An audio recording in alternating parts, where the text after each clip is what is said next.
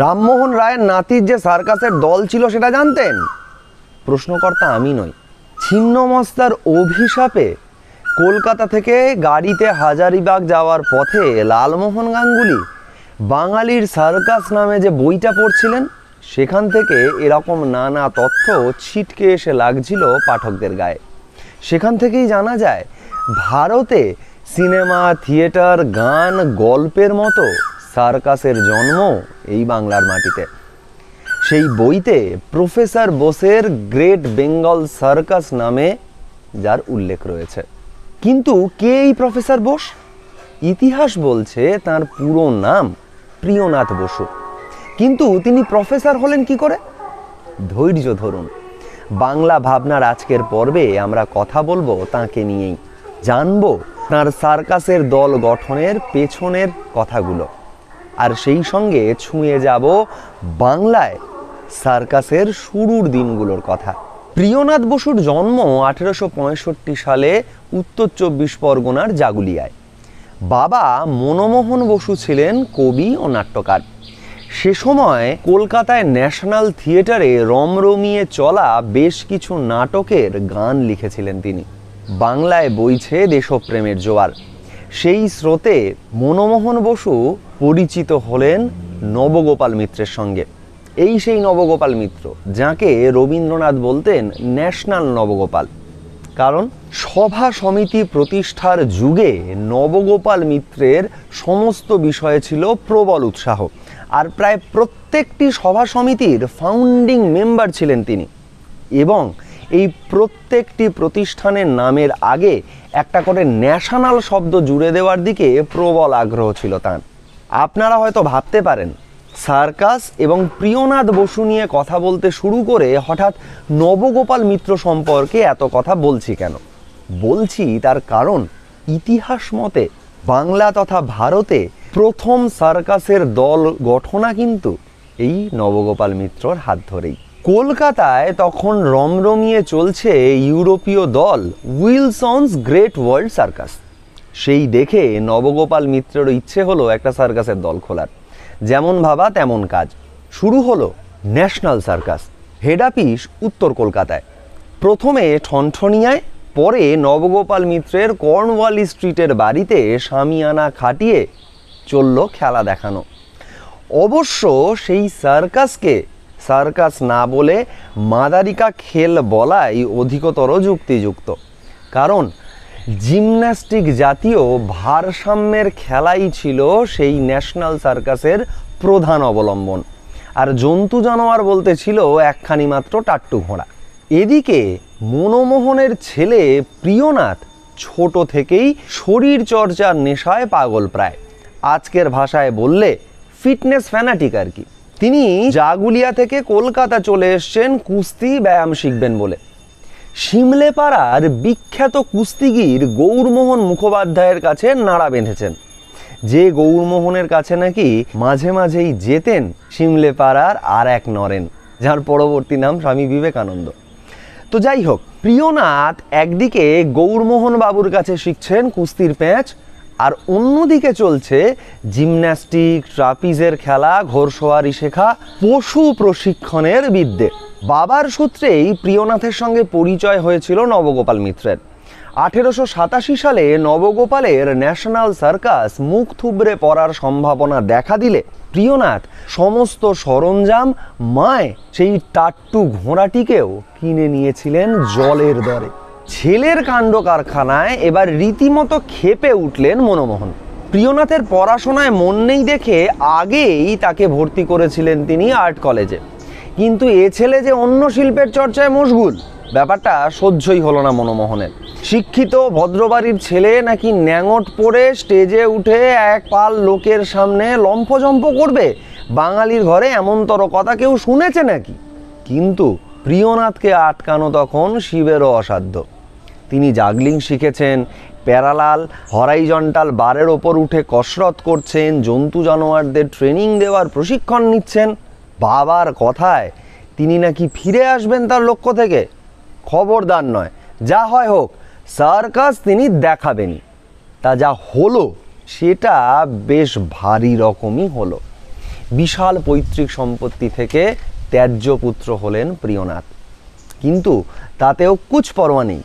1887 সালেই তিনি স্থাপন করলেন তাঁর নিজের দল, নাম দিলেন গ্রেট বেঙ্গল সার্কাস। শুরু হলো বাংলা তথা ভারতের সার্থক সার্কাস দলের পথ চলা। প্রথম দিকে খুব টানাটানি চলতো। বাপমা 1 পয়সাও দেননি। সম্বল বলতে কিছু বন্ধু বান্ধবদের থেকে ধার করে আনা যৎসামান্য টাকা, কিন্তু তা দিয়ে আর কদিন চলে। প্রিয়নাথ এবার শুরু করলেন বড় লোকদের বাড়ি বাড়ি গিয়ে সার্কাস দেখানোর বায়না নেওয়া। এরপর কলকাতা থেকে বেরিয়ে জেলায় জেলায় ছুটল বেঙ্গল সার্কাস। ডায়নামো নেই, তাঁবু নেই, মাটিতে চাটাই পেতে যাত্রা দেখবার মতো করে মশাল জ্বালিয়ে খেলা দেখাতে লাগলেন তিনি। ধীরে ধীরে পয়সা আসতে শুরু করলো। যা উপার্জন করতেন সমস্তটাই দলে ঢালতেন তিনি। এভাবেই আস্তে আস্তে তাঁবু কিনলেন, কেনা হলো আলো। 2-4 জন ভালো খেলোয়াড়কেও দলে নিলেন প্রিয়নাথ। এ সময় বাবা মনমোহনের নির্দেশে প্রিয়নাথের আর এক ভাই মতিলাল এসে জুটলেন প্রিয়নাথের দলে। প্রিয়নাথ প্রতিভাবান ছিলেন, কিন্তু টাকা পয়সার হিসেব তিনি খুব একটা বুঝতেন না। ফলে টাকা পয়সা দিয়ে একটা দল চালিয়ে নিয়ে যাওয়া তার একার পক্ষে সম্ভব ছিল না। ছেলের ওপর যতই রাগ থাক, মনমোহন ছেলেকে সাহায্য করবার জন্যেই প্রখর বিষয় বুদ্ধি সম্পন্ন মতিলালকে পাঠিয়েছিলেন। আর এই 2 ভাইয়ের প্রতিভা আর বুদ্ধি মিলে ক্রমশ ডালপালা মেলতে থাকলো গ্রেট বেঙ্গল সার্কাস। বস্তুত এর পর থেকেই গ্রেট বেঙ্গল সার্কাস জনপ্রিয়তার চূড়ায় উঠতে শুরু করলো। রংপুরের রাজবাড়িতে বেশ বাহবা পেলেন গ্রেট বেঙ্গল সার্কাসের সদস্যরা। ভরে উঠল কোষাগারও। বাংলা ছেড়ে এরপর গ্রেট বেঙ্গল সার্কাস পাড়ি দিল ভাবনগর, জুনাগড়, কচ্ছ, সুরাট, মুম্বাই, ঝাঁসি, চিতোর, উদয়গড়, ইন্দোনেশিয়া, শ্রীলঙ্কা, জাভা, সুমাত্রাতেও। এই সব দেশ বিদেশ ঘোরবার অভিজ্ঞতার কথা লিখে রাখতেন প্রিয়নাথ বোস। 1902 সালে মনমোহনের প্রকাশনা সংস্থা থেকে বই আকারে বেরোলো সেই স্মৃতিকথন, যার নাম প্রফেসর বোসের অদ্ভুত ভ্রমণ বৃত্তান্ত। দলে এতদিন জন্তু বলতে ছিল সেই টাট্টু ঘোড়াটা।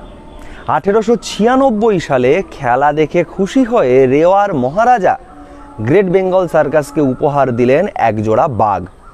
এবার প্রিয়নাথের জন্তু জানোয়ারদের প্রশিক্ষণ দেওয়ার বিদ্যে কাজে লাগলো। বাঘ দুটির নাম রাখা হলো লক্ষ্মী নারায়ণ। ছিন্নমস্তার অভিশাপে বীরেন্দ্র কারান্ডিকারকে মনে আছে তো, যার জীবন ঘুরিয়ে দিয়েছিলেন বাংলার সার্কাস নায়ক সুরেশ বিশ্বাস। সেই সুরেশ বিশ্বাসের জনপ্রিয়তম খেলা ছিল সিংহের মুখে মাথা ঢুকিয়ে দেওয়া। 19 শতকের 80-র দশকে লন্ডনে এই খেলা দেখিয়ে বিপুল জনপ্রিয়তা পেয়েছিলেন সুরেশ বিশ্বাস। গ্রেট বেঙ্গল সার্কাসে এবার লক্ষ্মী নারায়ণের হাতে মুখে এই খেলাই জনপ্রিয় হতে শুরু করলো। প্রিয়নাথ বসুর মেজ ছেলে অবনীন্দ্র কৃষ্ণ বসুর লেখা বাঙালির সার্কাস বই থেকে জানা যায়, গ্রেট বেঙ্গল সার্কাসে খেলা দেখাতেন বিখ্যাত কুস্তিগির বাদল চাঁদ। এই বাদল চাঁদই বাঘের সঙ্গে কুস্তি লড়তেন, আর চূড়ান্ত মুহূর্তে বাঘের মুখ হাঁ করে ঢুকিয়ে দিতেন মাথা। দর্শকরা ফেটে পড়তেন উৎসাহে। Show superhit. প্রিয়নাথ বসুই সেই ব্যক্তি যার উৎসাহে সমস্ত সংস্কারের বেড়া ভেঙে সার্কাসে পা রাখলেন ভারতীয় নারীরা। বলাই বাহুল্য, তাঁরা এই বাংলারই মানুষ। শুধুমাত্র পা রাখা নয়, সুশীলা সুন্দরী বাঘের খেলা দেখাতে শুরু করলেন।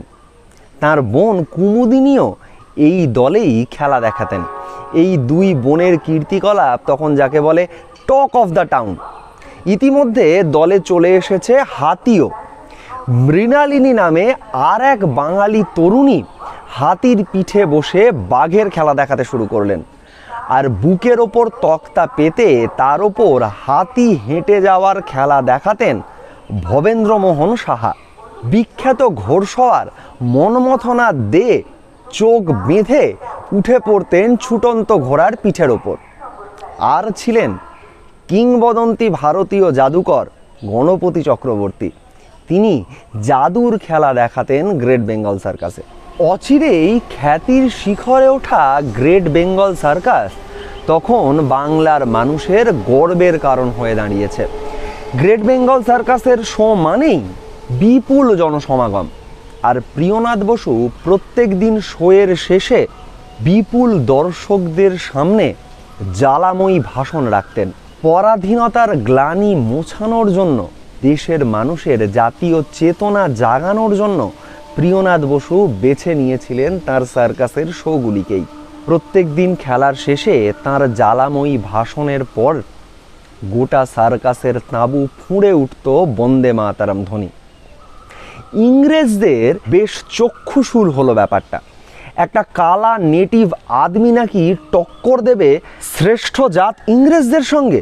70-এর মুখে ছাই দিয়ে প্রিয়নাথ বসু এবার হয়ে উঠলেন প্রফেসর বোস, তাও আবার এক ইংরেজ সাহেবের কল্যাণে। সেই সাহেব আবার যে সে লোক নন, খোদ বড়লাট। অবাক লাগছে? শুনুন তাহলে সেই মজার ঘটনা। গ্রেট বেঙ্গল সার্কাস সেবার খেলা দেখাতে গেছে লাট সাহেবের বাসভবনে। লর্ড ডাফরিন তখন বড়লাট। প্রিয়নাথ এবং তার দলের অন্যান্য সঙ্গী সাথীরা স্টেজের ওপর শুরু করে দিয়েছেন নানা রকম খেলা দেখানো।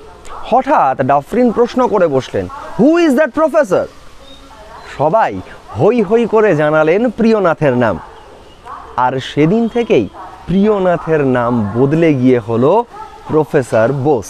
অন্যদিকে নবজাগরণের প্রভাবে বেড়ে ওঠা বাংলার তরুণ প্রজন্ম, রাজেন্দ্রলাল সিংহ, দীননাথ ঘোষ, শ্যামাচরণ ঘোষ, যোগীন্দ্রনাথ পাল, এরা সবাই আকৃষ্ট হয়েছিলেন সার্কাসের দিকে।